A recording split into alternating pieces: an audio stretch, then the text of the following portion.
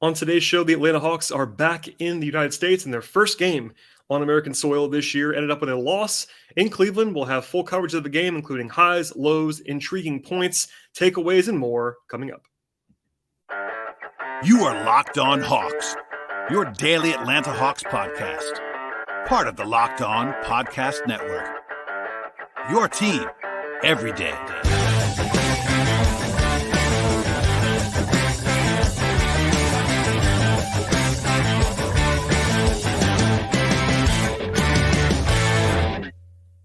Hello, friends. Welcome to episode 1326 of the Locked On Hawks podcast. I am your host, Brad Rowland, coming to you deep into the evening on a Wednesday into Thursday. And thank you for joining us, as always, on the podcast, making us your first listen each and every day. Check us out across platforms, including Apple Podcasts, Spotify, Stitcher, YouTube on the video side, and anywhere you listen to podcasts. Today's episode will be myself talking about the Hawks and the Cavs from Wednesday night in Cleveland, the Hawks' first game on American soil this year. Also, their first loss in the preseason by a final score of 105-99 in Cleveland. Obviously, if you are paying attention to the NBA and generally speaking, preseason stuff overall, the win-loss result, not the biggest deal in the world, but still lots of takeaways from this game. In fact, the Hawks were down by 18 points at one point in this game and actually climbed all the way back into it. They had tied the game, briefly led in the second half, and then got a little bit away from them in the fourth quarter. But for the most part, what I would describe this game as is a kind of a dress rehearsal for the actual regular season, which begins next week. The Hawks did have some absences in this game, which we'll touch on in a second, but the guys who played a lot. The starting backcourt of the two stars for the Hawks played 34 and 33 minutes combined, each in this game. So plenty to touch on, but a pretty serious atmosphere. And the Hawks kicked pretty good effort in this game. It was not a full-on intensity of a playoff game or anything like that, but the Hawks did play their guys for the most part until the final minutes. So a pretty normal atmosphere here after sort of an ease back on Saturday.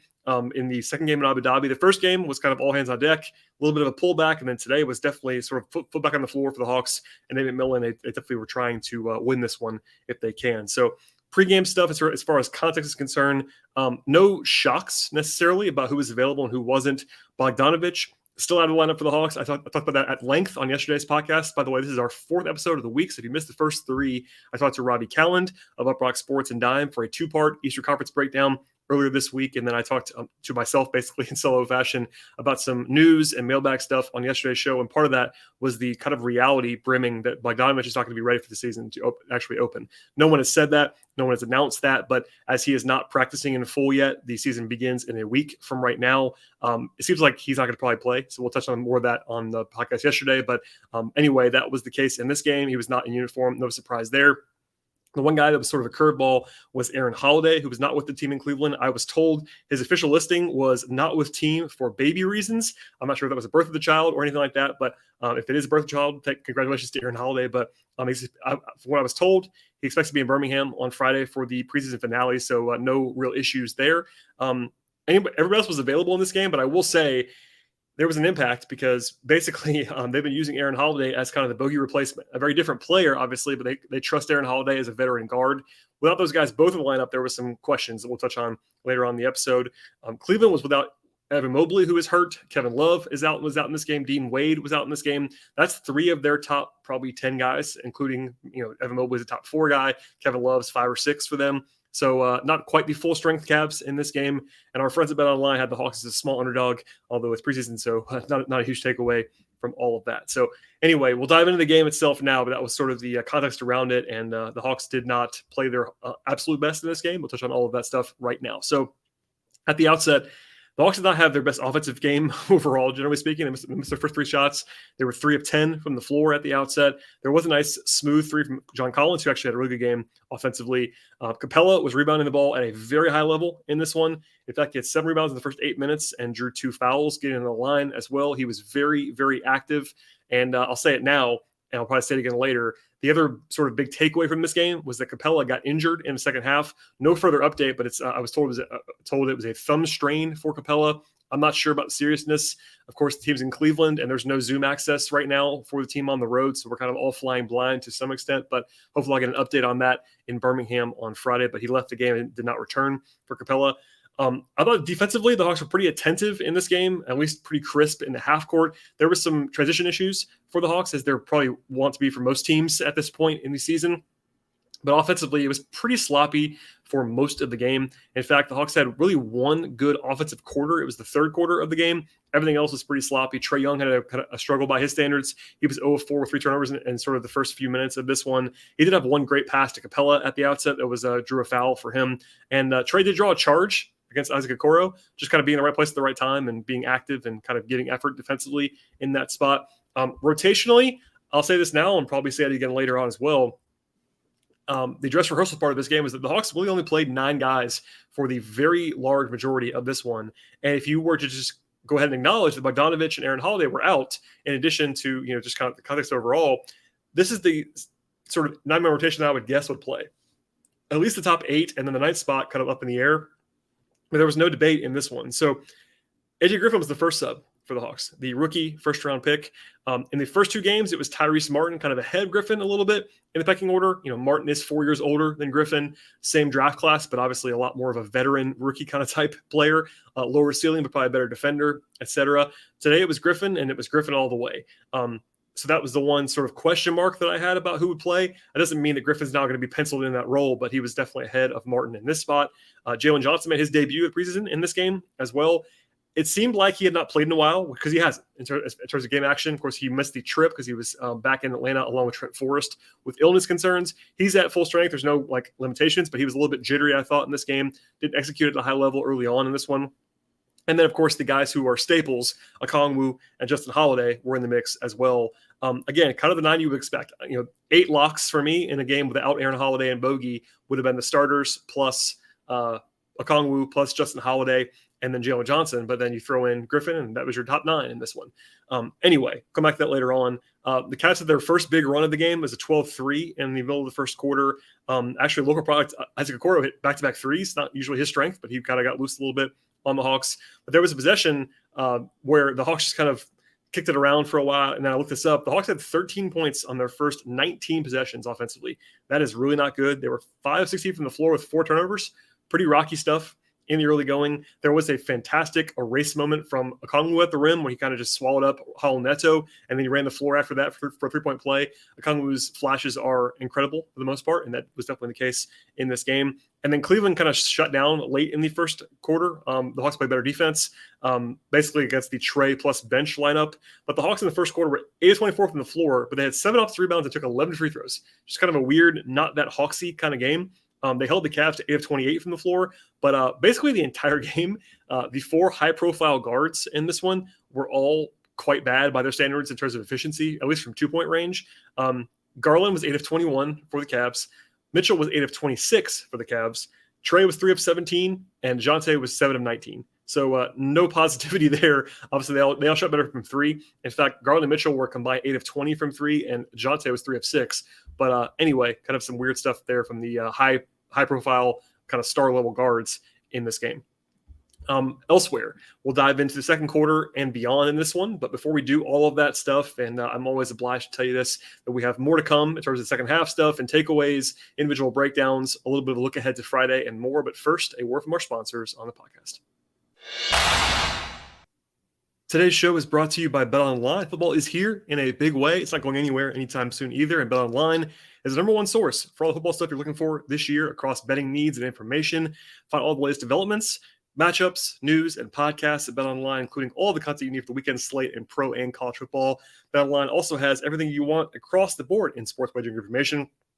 That includes live betting, esports, and live scores. BetOnline is the fastest and easiest way to consume all the sports you have interest in at this stage. And on this podcast, we're talking about the NBA more often than anything else, and there are plenty of future bets out there as well before the season actually starts. Win totals, conference odds, they have title odds and division odds and conference odds, award odds, everything you want in basketball odds. And beyond basketball, they have much more. In fact, they have odds and lines on baseball and college sports and MMA, boxing, golf, tennis, auto racing, horse racing, soccer, entertainment bets, and much more. Head to BetOnline right now on a mobile device or your computer to learn more about all of the trends and the action in the sports world. BetOnline, where the game starts. All right, we'll dive in now to the second quarter of this one, and they did stagger Trae Young and DeJounte Murray. They brought in DeJounte to start the second quarter after Trae played the whole first quarter. That seems like that's going to be the plan. I don't want to say that's definitely going to be the case, but in the games that they've been trying to play sort of full go, and with DeJounte, the two games, they basically have had Trae play the whole first and the whole third, and they've had DeJounte kind of carry the load to begin the second quarter and the fourth. That's a reasonable plan. I'm definitely pro stagger. Talked about that quite a bit on the podcast the last few months, and they kind of have to do that in my mind, and they have been doing it for the most part so far. Jalen Johnson, the one thing that he did do in this game to contribute was rebound a lot. He had 6 rebounds in his first stint. He was definitely sort of using his size and burst to go ahead and sort of definitely help out a Kongwu in that area on the glass. The Cavs had a big run again, though, 12-2. The Hawks were 1 of 10 from the floor with 3 turnovers to start the second quarter. Definitely a lull there for Atlanta. And big picture, it was 32-17 Cavs in the second quarter of this game. DeJounte kind of struggled a little bit with the ball in his hands in the second quarter. And I'll say this, there was a few minors in this game of the impact of Bogdanović in particular. Now, when they've had Aaron Holiday, they've been able to kind of piece it together because Aaron Holiday is a quality veteran. He can handle the ball a little bit. Not a great creator, but someone who's used to having the ball in his hands as a small guard. In this game, with no Bogey and no Aaron Holiday, the lack of shooting and the lack of ball handling were stark. Obviously, when they had Trae and DeJounte playing together, you don't feel it as much because those guys are obviously really good ball handlers. But a second unit with Murray plus Griffin plus Justin Holiday as the perimeter guys, and then you get into Jalen. Not a whole lot of creation there and not a whole lot of spacing there. Obviously, AJ Griffin's a really good shooter, but then you also have DeJounte on the floor. So basically, you only have one plus shooter. Justin Holiday can shoot, but he's not a huge volume guy. And then Jalen Johnson, not a huge volume guy from 3 either. So the second unit without Bogey might have some struggles offensively. Now, defensively, they have some pretty good size and intrigue there, especially even with AJ Griffin, who's kind of he's a big body, nothing else. So anyway, definitely felt the absence of Bogey in this game. There was a weird technical foul on Trae Young in this one. There was some frustration sort of arguing with an official after a Kongwu got fouled and it was not called. First of 2. Nate got one as well in this game. So some intensity by the Hawks that you don't often see Techs in the preseason, especially 2 of them on the same team in the same game, but that happened at different points along the way there. Hunter had a couple of good sequences in this game. He actually had a one where he drew a charge in the second quarter on one end of the floor and then got a bucket through contact on the other end of the floor. That was good to see from Hunter, who's been playing pretty darn well in these first 3 games. A lot of encouraging signs from the soon-to-be 4th-year forward of the Hawks. But they went back to starters pretty late in the first half. They went down by 18 at one point. In fact, it was 32-9 through about 8 minutes in the second quarter. That is not great. Nate McMillan was seemingly not very pleased. The Hawks had a lot of issues finishing around the rim. Jared Allen was getting in the way quite a bit. In fact, Capela and Kongwu, even the big guys, were 2 of 9 from the floor at one point, and then Trae was 0 of 6 on 2s at one point. So there was like a force field around the rim. Part of that was Jared Allen, but without Mobley, it wasn't like they were just like totally walling off. It was just the Hawks could not get anything going at the rim in this game. But after that, Cleveland didn't score for the last 4 minutes, and the Hawks had an 8-0 run. Capela had 2 just huge blocks down the stretch of the first half, and then probably should have been a bigger run. The Hawks just could not have their offense firing on all cylinders. But in the first half, the Hawks were down by 10, but they were 13 of 50 from the floor. One more time, 13 out of 50. That's 26%. Now, they were 10 of 38 on 2s. That is hideous stuff. A 79 offensive rating. Trae and DeJounte were 4 of 21. Now, on the other side, though, they had 16 offensive rebounds. That's more than they average in a game, and they had that in the first half. 11 turnovers is way too much for the Hawks as well. Capela had 12 boards and 3 blocks in the 15 minutes that he played in the first half. Huge numbers. Just a lot of weirdness in this one. A lot of physicality, a lot of like broken plays on both sides. Just a very weird game all the way across. 5 assists, by the way, for the Hawks in the first half. That's a very bad number for Atlanta. But they held the Cavs to 40% shooting from 2. That's a good number. And the Cavs had a sub-100 offensive rating and led by 10. So lots of strange stuff in that first half. They used the starters to start the third quarter. I wasn't sure how serious they were going to go in this game, but it ended up being like basically all the way through.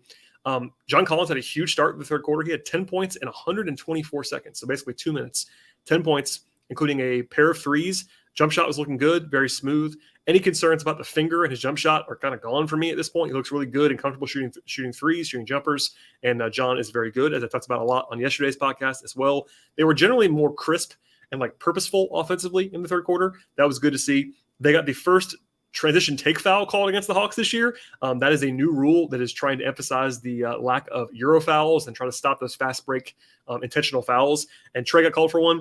That's a free throw on the ball, by the way, for the opponent. So if that ever happens now in the regular season, you know it's coming. That is one of those new rules in the books that is designed to kind of help game flow. And I actually like that rule quite a bit, but it was called against the Hawks in this spot. They came back from being down 18 in the first half and tied it in the middle of the third quarter. They had 24 points in the first 8 minutes of the third after scoring 41 points in the whole first half.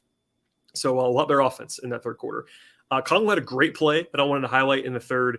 Kind of a reminder how good he is and how special he could be defensively. He was basically playing two guys at once in space defensively. He sort of, after the Hawks kind of lost contain at the point of attack, he jabbed at the ball handler, forced the pass, then got back, deflected the pass, and then reset the entire possession basically on his own. He's so good at that kind of stuff. His instincts are great, and that's one of those things about Conley just being a very special potential defender in the near future. I mentioned Nate's technical foul earlier. He was arguing a no call on Jalen Johnson. Kind of good to see Nate kind of take up for Jalen as a young guy. Nate is kind of always famously not like the most young guy friendly guy in the world, but that actually was a good sign, I thought. But the Hawks did shoot much better in the third quarter, play much better in the third quarter. They got to the line 9 times. They had a 91 offensive rating, though, through 3, and that's also when it was sort of leaking out that Capela was going to be out for the rest of the game, so that kind of put a damper on things. Again, a right thumb strain for Capela, and not great stuff necessarily there, but we'll see on that in the future. And the fourth quarter was like more of that ball handling challenge stuff with the lineup with Murray plus Griffin plus Johnson plus Holiday. The Hawks did lead very briefly in the fourth. And I've talked about this a lot. I'll come back to it at the end of the podcast when we do individual stuff. But AJ Griffin is a heck of a shooter. Now, I've said that for basically 4, 5, 6 months now. That's before the draft, but it is definitely the case.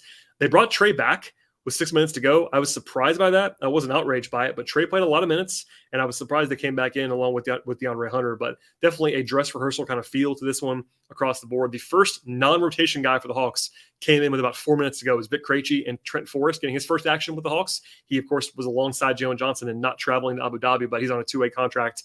And Culver after that. And then, by the way, a late appearance in this game for the Cavs for Sharif Cooper, a familiar face, former Hawks 2-way guy, local product, etc. He is now in camp with the Cavs, so good to see him on the floor at the end of that. And Cleveland won the game at the end because they won on a 12-0 run with about 3 minutes to go. And that basically decided the actual result on the scoreboard. The Hawks didn't ever quit down the stretch, but that is kind of why they ended up being on the short end of the stick in the latter portion of this game. As far as takeaways are concerned, I think it was notable, and Dominique said this as well on the broadcast. He, of course, went to Abu Dhabi as part of the NBA delegation, but Nate McMillan talked about this at practice the other day as well, apparently, according to Lauren Williams of AJC. Nate's talked about just some jet lag, just the fact that the Hawks had some heavy legs, maybe a little bit tired, hangover stuff back from that trip. I know they've been back for 2+ days now, but that's not easy. That's a big international thing, and I'm sure it did not help the Hawks' legs in this game. Nick said that he was still feeling it, and he wasn't playing basketball, so that's notable. But again, offensively, it was a roller coaster in this one. The third quarter was pretty good, but they had a 99 offensive rating while trying in this game. They had all of their guys, Sands, Bogey, and Holiday, and they were 18 of 61 on twos. That is 29.5%. Jared Allen's really good at the rim, but he's not like Rudy Gobert on steroids, and they didn't have Evan Mobley either. So there was a little bit of Jared Allen being awesome. There was also some really bad offense for the Hawks at the rim. They did shoot well from 3. They were 12 of 27 from 3, got to the line 32 times. That's a high number for Atlanta, but turned the ball over a lot. They were going offensive glass, although some of those were like kind of errant, those sort of errant, like Moses Malone style putbacks that were misses by Capela and others. Defensively, they were pretty frisky in this game. They lost some guys in transition, but a 102 defensive rating, you'll take that all day for this Hawks team. Cleveland shot well from 3, but the Hawks turned them over 14 times, held them to 11 free throws. So they won the free throw battle. They won the glass in this game. And those extra possessions are very, very useful in a vacuum. So overall, again, this was not bad. They played probably a more entertaining level of basketball in Abu Dhabi. Is a little bit more up and down, a little bit more offense driven. But the Hawks played fine in this game. There's a lot of physicality, like some bad finishing, but I don't suddenly worry about DeJounte Murray and Trae Young missing 2-point shots.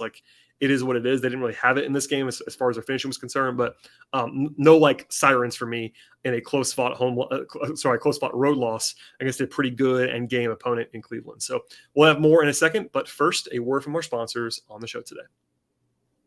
All right, we're gonna get out of here now on the player evaluations as we get into it is now officially Thursday. I'm very tired after covering the Braves as well this evening, so my apologies if things get off the rails here at the end of the show. But as far as the guys who played real minutes, there were only 9 of them. I should at least mention that Kaminsky, Forrest, Culver, and Krejci got in the game. No Tyrese Martin on the floor in this one. Bogey and Aaron Holiday were not in the building, or at least not in uniform for this game. Jalen Johnson, 22 minutes.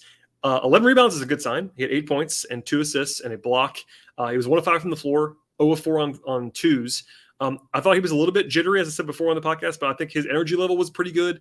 He's not played a basketball game in quite a while, so I wasn't worried about him being a little bit all over the place. But I think his energy was good. His rebounding is really, really helpful, particularly alongside of Kongwu.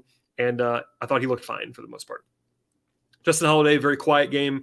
Only took 2 shots. 2 points, 1 rebound, 1 block. He was just Justin Holiday, kind of blending in. He played a lot in that first game, then didn't play the second game in Abu Dhabi. He's a guy, he's a pro. I'm not worried about him really at all. AJ Griffin, 3 of 5 from 3. Good to see him sort of getting some shots up, 6 rebounds, 11 points. The shot is what it is. Defensively, I think he's been pretty decent for a rookie.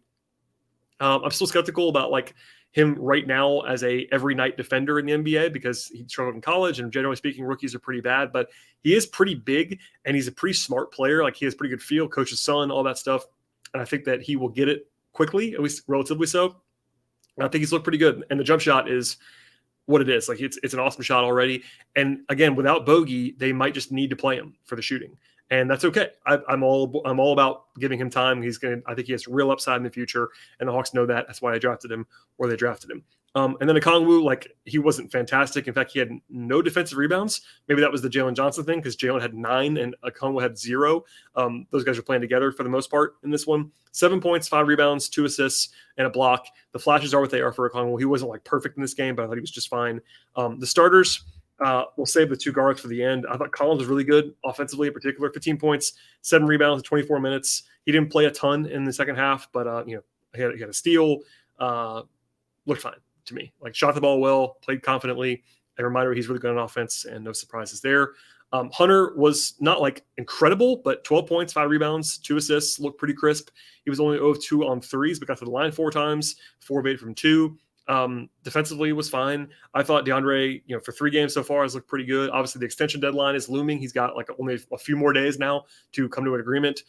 That's been covered on this podcast in depth in previous episodes, if you want to have more on that. But he's been looking good. 3 games, no injuries, good decisiveness, good sort of assertiveness, physicality. He's been looking good. So all signs positive now on Hunter. And then Capela, 23 minutes, 8 points, 15 rebounds. That's a lot of rebounds. 4 blocks as well for Capela.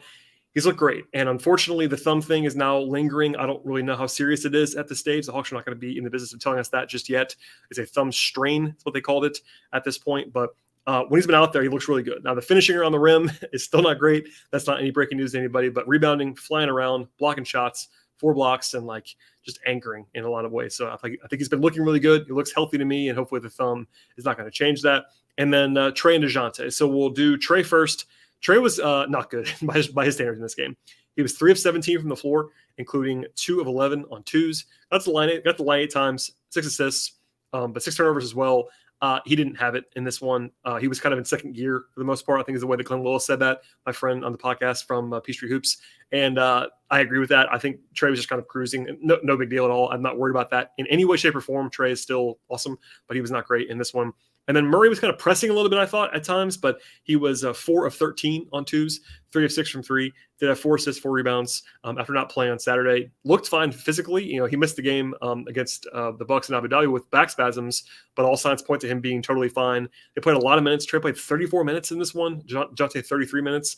I'm not sure if they'll do the full workload on Friday as well, but the Hawks still do have 4 full off days between their final preseason game on Friday and the opener on Wednesday. So they can just kind of push to the end if they want to. And McMillan, before they started the preseason, talks about how they only have 4 games. So he seems to be willing and eager to play these guys a lot of minutes. So we'll see how they look on Friday or if they play on Friday. But I assume they will be out there, and I will update that if that actually changes in the near future. Speaking of which, before we get out of here on this Wednesday evening into Thursday, I will be in Birmingham on Friday. The Hawks play, by the way, a game against the Pelicans in Birmingham. I've not explained this for a while. I did talk about it at one point early in the summer, but they're playing at the G League Arena in Birmingham. That's the affiliate of the Pelicans. It's kind of a neutral site game. It's more of a Pelicans home game, but it's pretty close to Atlanta. And the Hawks have no home games in the preseason. Of course, they had the 2 games in Abu Dhabi that were home games, but not really home games, obviously. And then they're in Cleveland today. So I'm making the short drive trip / all that fun stuff journey over to Birmingham for Friday night's game. That's a 8 o'clock Eastern time tip-off, 7 o'clock local in Birmingham Central Time. So I'll be on scene for that one. We'll see how that all shakes out. And then after that, it's all systems go because the Hawks now open less than a week from now. As I record this podcast, they'll open Wednesday night at home against the Rockets. State Farm Arena. The Rockets are not going to be great this year, but that place will be rocking for the opener, I'm sure, and I'll have plenty of content. In fact, I'll have the show from Birmingham somewhere on Friday night, and then at least 2 shows between then and the opener on Wednesday. So we'll have 3 or 4 more episodes between now and then. So keep it locked. Please stay tuned. Please subscribe to the podcast, all that fun stuff. It really does definitely help me and help the podcast to grow and stabilize if you were to subscribe across platforms. If you like the show already, do us a favor and auto download across platforms, whether it be Apple Podcasts or Spotify, Stitcher. Like the YouTube show, subscribe to the YouTube show, share it. All that stuff definitely helps us to grow the podcast, as well as following us on Twitter at Locked On Hawks. Follow me on Twitter at BT Rowland. Spread the word, tell a friend, and we'll see you again after the game on Friday.